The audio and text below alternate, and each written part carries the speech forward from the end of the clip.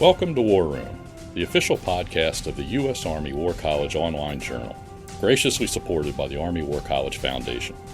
Please join the conversation at warroom.armywarcollege.edu. We hope you enjoy the program.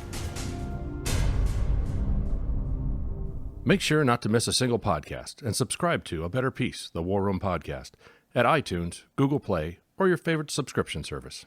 The views expressed in this presentation are those of the speakers and do not necessarily reflect those of the U.S. Army War College, U.S. Army, or Department of Defense. Welcome to A Better Peace, the War Room podcast. I'm Ron Granieri, professor of history at the Department of National Security and Strategy at the U.S. Army War College and podcast editor of the War Room. It's a pleasure to have you with us. CBD, short for cannabidiol, is a chemical compound from the cannabis sativa plant, more commonly known as marijuana or hemp. It's a naturally occurring substance that can impart a feeling of relaxation and calm. Unlike its cousin, delta-9 tetrahydrocannabinol, THC, which is the major ingredient in marijuana, CBD is not psychoactive. That distinction is the source of a great deal of controversy, for as the legalization of medical marijuana progresses in one form or another in 47 states so far, CBD has become ubiquitous in a variety of products, praised for its, not completely scientifically proven, use in fighting both anxiety and chronic pain.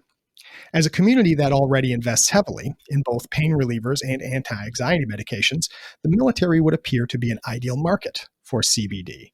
So far, however, official DoD policy makes no distinction between CBD and THC, treating both as equally forbidden.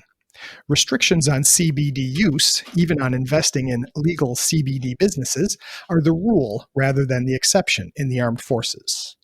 Will it always be so? Should it?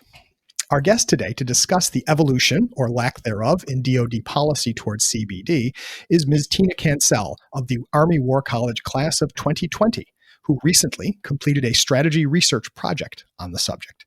Tina is a Department of Defense civilian with 15 years experience supporting the Navy. For 10 of those years, she has worked at the Naval Supply Systems Command, and her most recent position before attending the Army War College was as lead financial management analyst for the Navy Working Capital Fund portfolio. In this role, she acted as subject matter expertise and oversight on roughly $8 to $9 billion in annual contract authority. She holds an advanced degree in business administration and bachelor's degrees in public policy and government and politics, all of which focus on international and U.S. health policy. Welcome to A Better Peace, Tina Cancel. Thank you, Ron. So, Tina, I got to start because when I speak to current War College students, I have to ask, how has your year at the War College been going? So, Ron, I have to admit, this has been one of the best years of my career. Initially, I was concerned that as a 5-foot-tall female Navy civilian, I might not fit in, especially because I do finance. Right. But through active engagement, I feel like I've been able to demonstrate my value and the value that the civilian workforce offers. Likewise, my colleagues have been extremely welcoming. They've actually welcomed me with open arms. So it's been a great year, and I know you can't see me in the studio, but I'm wearing my seminar T-shirt and representation of my class this year. And I suppose full disclosure would be that Tina happens to be a participant in Seminar 20, in which I am the Department of National Security and Strategy instructor.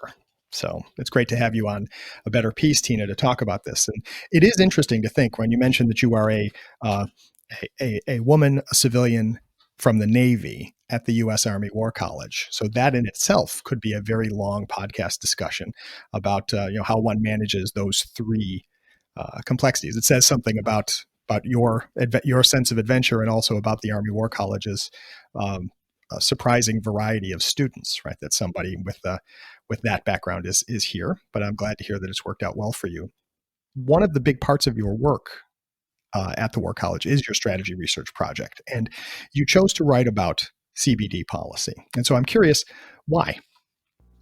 So what interested me most about this topic was why DoD policy would deny the warfighter pain and anxiety relief that's available to the general public. Because when you step a few feet off from the space, you'll see the advertisements, you'll see the standalone distributors. It's in the grocery store if you get a massage. So it's available, everywhere physically and online. And so I was curious why that would be the case. Of the many things that you discovered, was there any one thing that surprised you most about DoD policy towards CBD?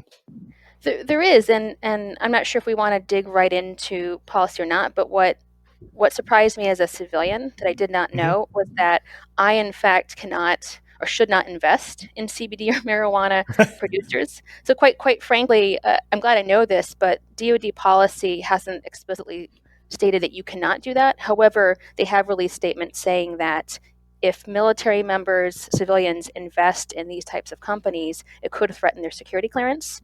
What that translates to is for service members and federal employees like myself who have a clearance, essentially, if you don't have a clearance, you don't have a job. So that really essentially forbids us from investing in CBD and marijuana. So I'm glad I found that, but I just think it's perplexing, quite frankly. Indeed. Well, and we had an earlier podcast, of course, on clearances and classification, but I am curious, I'm sure most of the audience understands that how often does someone who has a security clearance need to disclose their investments? Do you know? I think on an annual basis. On an annual basis.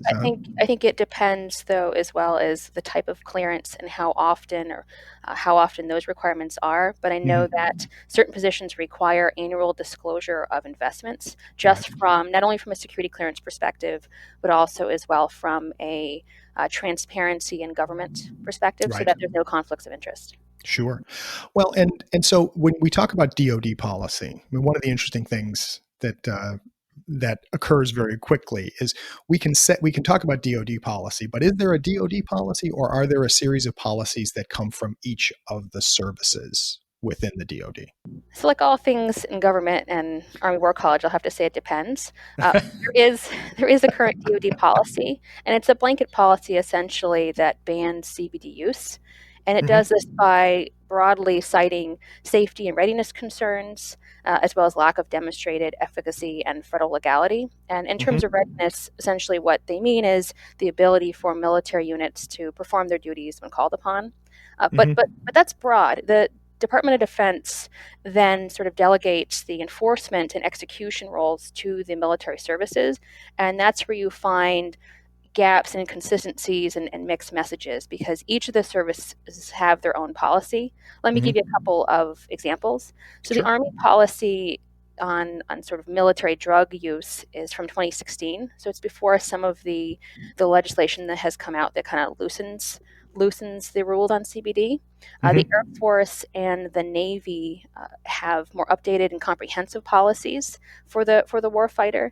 And essentially what they do, though, is they open up the language. Instead of a blanket ban, they add in some language that allows for unintentional use. So they say knowingly usage, but they may excuse accidental exposure. The Navy and the Marine Corps go a step further, and they actually allow the use of topical products. So the other services don't, but the Navy and the Marine Corps will allow you to use shampoos, conditioners, lotions, soaps, things of that nature with CBD extracts in it. The Coast Guard, though, for example, has one of the more draconian policies. So not only can service members not enter a CBD distributor, but it's basically a blanket ban on legal and illegal CBD. But what I find interesting about their policy is so that's in one breath. In the next breath, though, they do allow Federal Drug Administration approved drugs and food. So essentially food items like beer have hemp products in it are allowable. So I like the joke that the Coast Guard is allowed to have hemp or beer, not allowed to enter a distributor. And I do want to note that penalties, especially in the Coast Guard, are quite severe for usage. So the Coast Guard can be prosecuted under the Uniform Code of Military Justice for entering CBD distributors. And such penalties include 2 years confinement, loss of pay and allowances, reduction of rank down to E1, and even a dishonorable discharge. So when you talk about CBD, so that's just for entering a distributor, okay. Yes. Well, I am curious, right? CBD can create a positive drug test? Is that, am I correct with that? That this is part of the problem, that if in a standard drug test, that the use of CBD would result in the same kind of positive as the use of THC would? That is correct, because CBD as a component, it should Mm-hmm. only contain, to be legal, and we can get into that in a minute, but it should only Mm-hmm. contain 0.3% of THC, that substance that makes you high. Mm-hmm. But because there's a lot of products in the market that have varying degrees of THC in them, and what's one of the problems facing the Department of Defense and the FDA today, that it's potential that over time you could pop a drug test, essentially, because the types of products you may be using could have higher THC than advertised. But I'd like to take a step back, actually, and kind of talk broadly about the legal environment in which Sure. this is, okay, because I think it'll add some good context. So, currently CBD is a Schedule I substance, and because it's illegal at the federal level for that reason, that's really why it's illegal for service members to use. Right. At a state-by-state basis, though, we see this loosening up. And as you had mentioned, there's a bunch of states that are actually allowing CBD, but largely it's this whole progression of kind of loosening of rules. I want to just go through that for a moment. Sure. The Marijuana Tax Act of 1937, that's really the act that made cannabis illegal. And what's important, because as you said, both marijuana and CBD come from cannabis, this law made both of those derivatives as part of the one plant. So it didn't really differentiate between things that make you high and things don't. It just made it one plant. Mm-hmm. Then in 1970, there was the Controlled Substance Act. And essentially, this is what classified CBD as that Schedule I substance. And what I find interesting about this, because the Drug Enforcement Agency and the FDA are the ones that do these classifications. Schedule V substances are substances that really have a lot of medicinal use and have very little threat of harm, so they're not considered addictive. And then when you go down, it's progressive. Schedule I drugs are those that have zero medicinal application and can be quite addictive and harmful. Mm-hmm. Surprisingly to me, right, cannabis and marijuana, CBD, are Schedule I drugs. So they're grouped in with heroin and LSD. And so I think that's sort of the challenge, is that you have these substances that doesn't really make sense for where they're positioned. We're seeing that now, that in the Farm Bill of 2018, this changed how cannabis is treated, and it broke out hemp and CBD from marijuana, and it allowed for it to be legal on an individual basis. And so when we talk about the way forward for DoD, this Farm Bill is really what allows that to happen, because it differentiates it. And so in order to be legal, CBD can have no more than 0.3% of THC, but it also has to be grown in accordance with the Farm Bill, which means that it has to be produced by a licensed producer in line with state and federal regulations. So in other words, it has to be grown by someone in a state where it is legal to grow it, someone who's gone to the trouble to prove that they are doing it legally. But at what stage, like, we're assuming that even today, like even here in the state of Pennsylvania, where the Army War College happens to be, there is CBD is available. CBD products are available. How am I supposed to know whether the CBD product I'm consuming was produced by someone operating in accordance with state and federal law? So that's one of the challenges. I don't think largely you do know. And I would say largely service members don't know. Sure. And unfortunately, the types of documents that are coming out from the Department of Defense and even the FDA aren't really helpful in helping navigate those waters, right? They're more of, hey, here's a blanket ban, but they're not actually providing the information on here are the approved FDA regulated products that you could use. And I think it's largely because there's this blanket ban.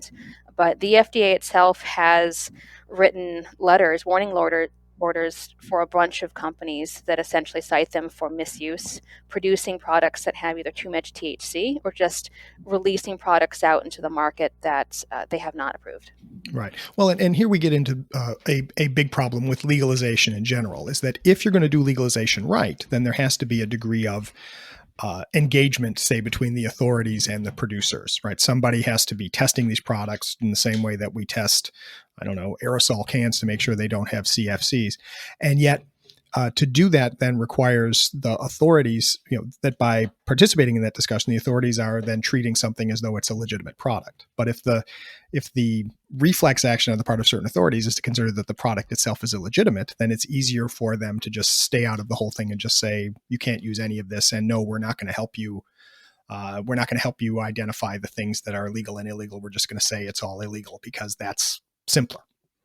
Right, and I think that's one argument. I guess the approach that I took is that in taking that approach, the Department of Defense might actually be hurting the force it seeks to present, because pain management, anxiety relief, inflammation are real problems writ large, but especially in the military where we use our service members pretty hard and we ask a lot of them. And so taking this approach, even looking at just some of the reasons that are cited, it still doesn't necessarily make sense, because from an efficacy perspective, does it work?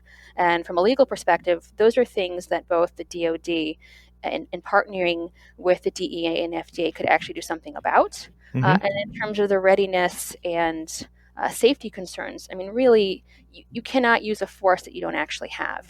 The Department of Defense faces a huge issue with pain management, with either, prescription use of things like opioids, or be it with alcohol use, right? So there's a 2015 survey that came out with the Department of Defense, and it showed that overwhelmingly service members are seeking these types of legal means to treat pain. At the same time, you had the Department of Defense searching for alternative tools in this fight, but they're not considering CBD. And what I found interesting was the DoD has come out and said that they are open for items such as steroids, like they would consider steroid use in the treatment of pain. And that has been demonstrated to have real harm. So CBD as a substance is not harmless. Everything has its risk. But what I would submit is that CBD should be considered more of a tool. And if it really is a challenge in considering whether it has efficacy beyond sort of the FDA-approved items, then I would argue that DoD has a responsibility to its service members to test that out. Well, and the idea that I was thinking of products like opioids, and steroids are a whole nother complicated issue. But with opioids, right? Initially, the idea was the reason why they were supposed to be so good is because they were not addictive. And of course, we have discovered after many years and many tragedies that turns out they were actually quite addictive.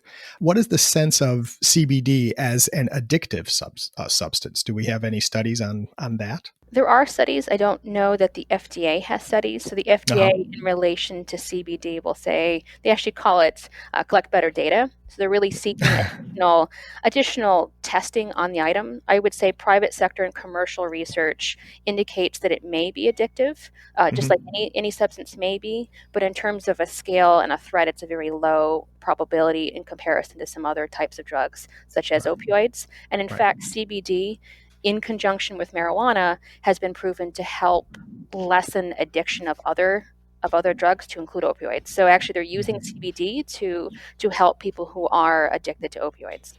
Now that's an interesting paradox.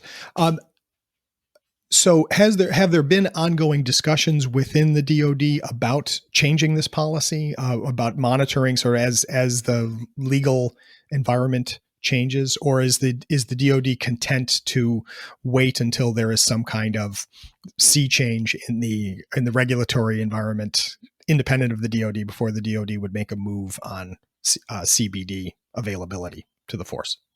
So I think that's an interesting question. So earlier I spoke about the official policies, but quite frankly, the Department of Defense and all the services continually issue addendums, directives, guidance, memos, public orders, statements, all sort of seeking to clarify and reinforce, I would say at times modify the official stance. And most recently, the Department of Defense issued a memorandum. This is in February, where essentially they're looking to fill in some of the gaps, and they retasked the military services with banning CBD use apart from those in textiles and pharmaceuticals. And they also made any use of CBD an intentional offense, prosecutable under the UCMJ. So I think the Department of Defense is going in almost the opposite direction that we're seeing society go in, where society we see a loosening of political, legal, economic kind of regulations on this, and the Department of Defense is sort of going the opposite route.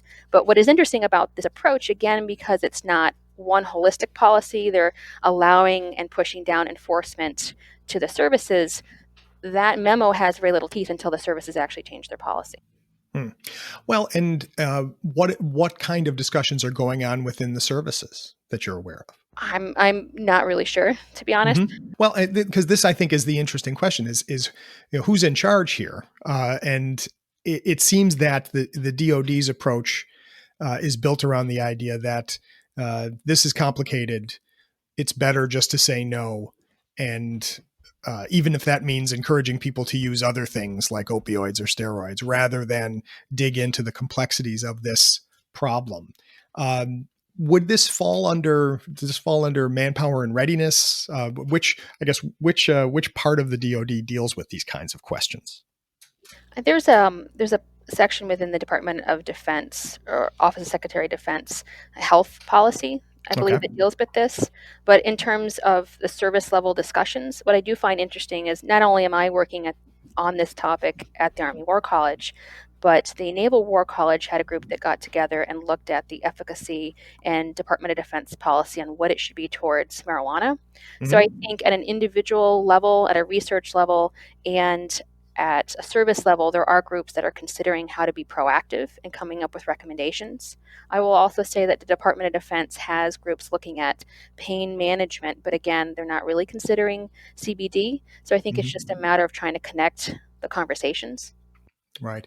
I mean, and does it seem, from sitting here, it sounds as though the DoD is waiting for there to be a massive change in government policy, right? If the federal government were to create specific guidelines for CBD and specific legalized uses for CBD, that would make it easier for the DoD.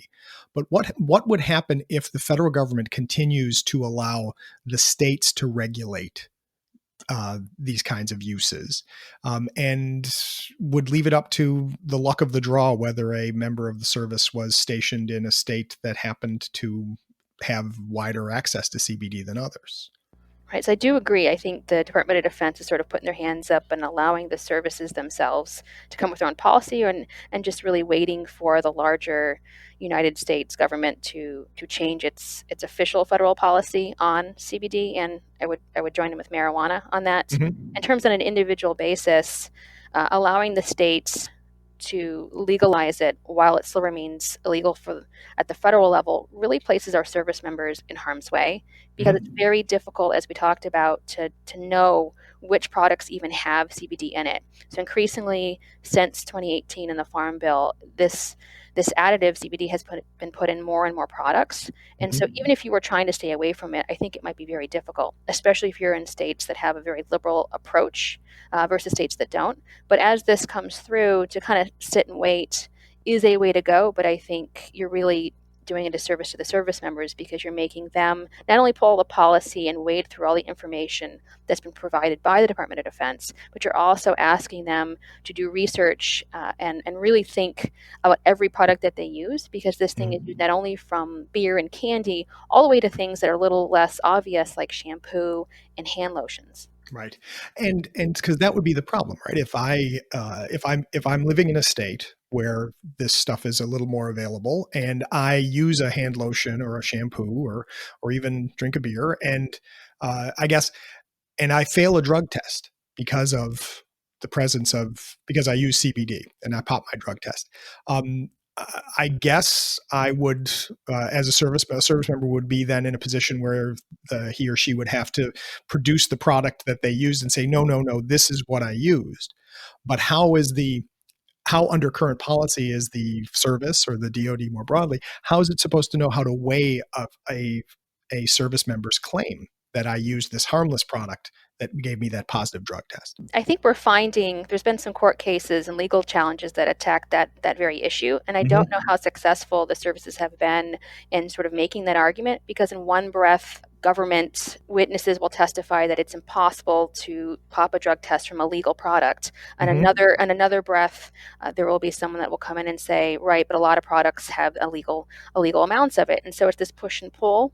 And I think the reason why we saw that addendum from the Office of the Secretary of Defense come out and say, hey, all use is intentional use, is to try to fill in that gap, because I don't think the services know how to manage this terrain, especially when you talk about in the court of law. Because if it's illegal at a state, or if you can say, if your policy, like the Air Force and the Navy and Marine Corps policies, allow for sort of a knowingly intentional type kind of excuse, I don't know how you can make that legal case to excuse someone. And again, that's some of the challenges the services are facing in courts.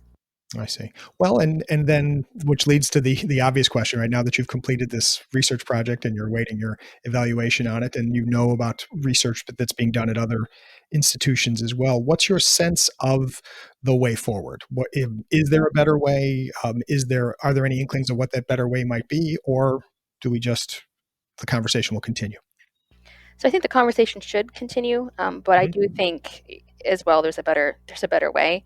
My recommendation after looking at this is for DoD to partner with the FDA on validating the commercial efficacy claims. Right. So if the one reason is that, hey, we don't know that it works, set aside the fact that the FDA has approved drugs that use CBD for the treatment of seizures, right? So there is some medical benefit, but kind of placing that aside and focusing on just the Department of Defense issues. The DoD has a precedent for using its service members for drug tests, for vaccines, for things that they think may be of benefit to the warfighter. Now, a lot of this was done in the 50s and 60s and 70s, but quite frankly, under that vein, I don't see why, or don't see that it would be too wild to also include CBD when we're looking at the potential value for the warfighter. And I think then, in addition to partnering with FDA, of course, the Department of Defense would have to include DEA on revising the schedule classifications. They could do this with or without congressional support. So it's really in the hands of the DEA, but this is something that, from a total government approach, the Department of Defense could advocate for. And in doing so, right, they can actually then say with certainty whether CBD works. And if it works, they found a warfighter tool that is non-invasive and very likely less addictive than things that have been already prescribed. And if it doesn't work, then the recommendation is to really iterate that in a singular policy that trickles all the way down, but really has some meat to it and provides information to the service members through marketing campaigns, through partnering with the FDA and good and bad actors that have CBD to actually inform and help our service members make more informed decisions. All right. And of course, we can't get the answers to the questions unless we ask them. And so thank you, Tina, for your research and for explaining the kinds of questions that we should ask in the future. Unfortunately, this conversation has to come to an end, but thanks to Tina Cancel for joining us today on A Better Peace. Thank you, Ron. Thank you. And thanks to all of you out there for listening in. Please send us your comments on this program and all the programs, and send us suggestions for future programs. We're always interested in hearing from you.